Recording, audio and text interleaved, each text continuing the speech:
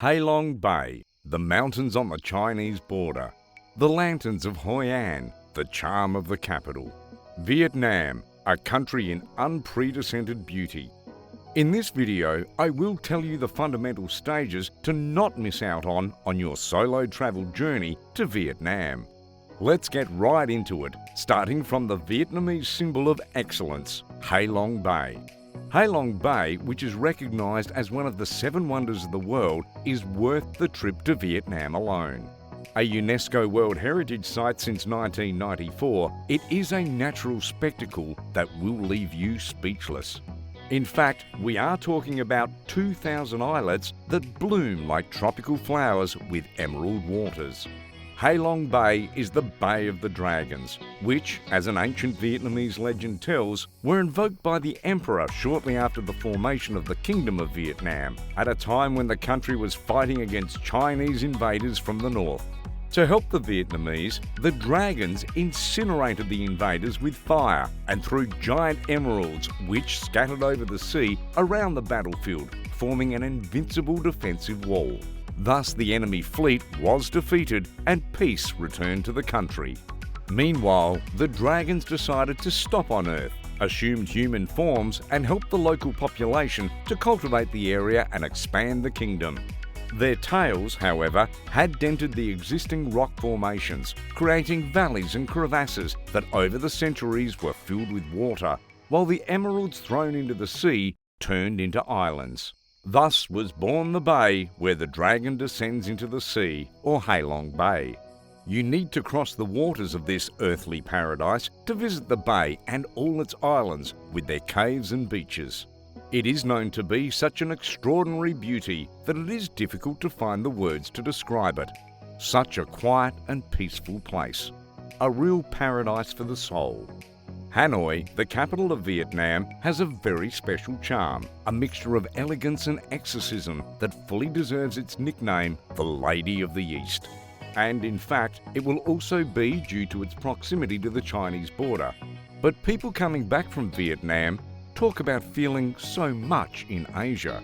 In Hanoi, as in all Asian cities, the streets are teeming with life and energy. To touch your souls, enter the Old Quarter, which has a 1,000-year history behind it. Street vendors with typical cone hats, motorbikes loaded with goods, a maze of alleys rich of buzzers and perfumes. Everything is in motion. Everything is in the making.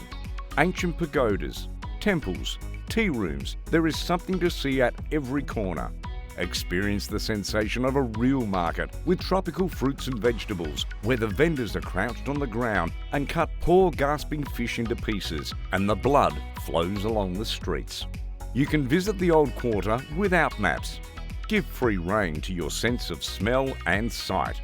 At the end of the day, don't forget to take a walk around Hoi An Lake, which at night, as expected, lights up with beautiful lanterns. The perfect postcard of your trip to Vietnam. From Hanoi, hop on a train and reach Sapa, a town perched in the mountains in the northwest of Vietnam, a few tens of kilometres from the Chinese border. The view, breathtaking to say the least, sweeps over a deep valley and the rice terraces.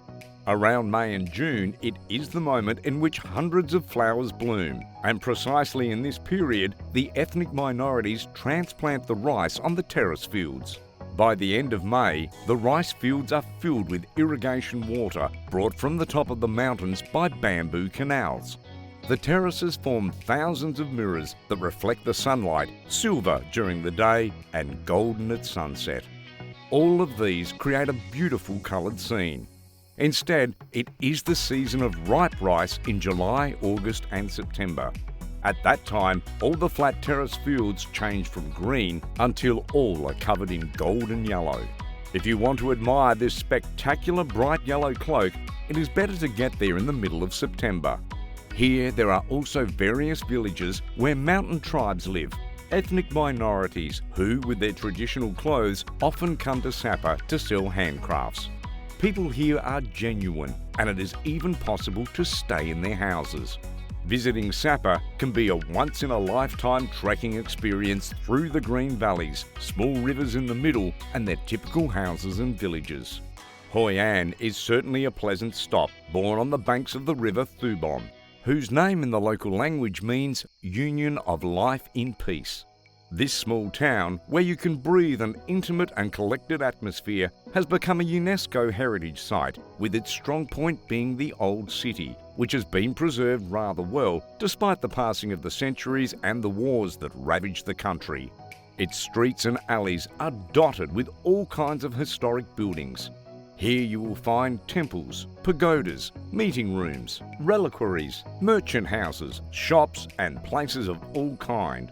The residential buildings are mostly Cantonese in style, and through the colonnades it is easy to recognise the colonial buildings.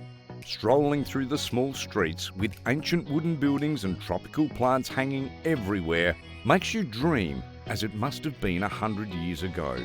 In recent decades, Hoi An has experienced a real tourist boom.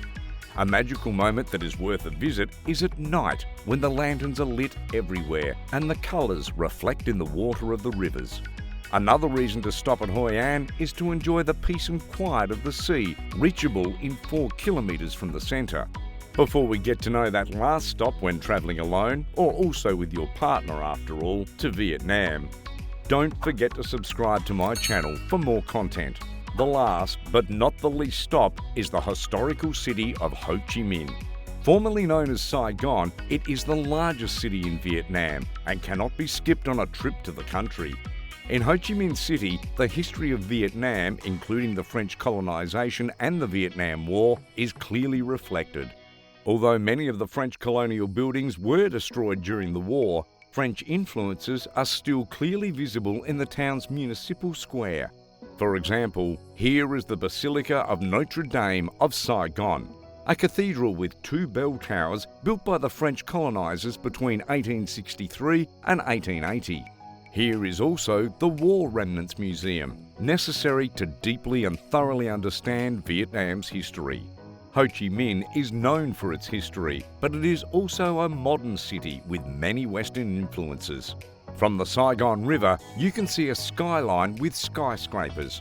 There are also numerous shops, restaurants, clubs and sky bars.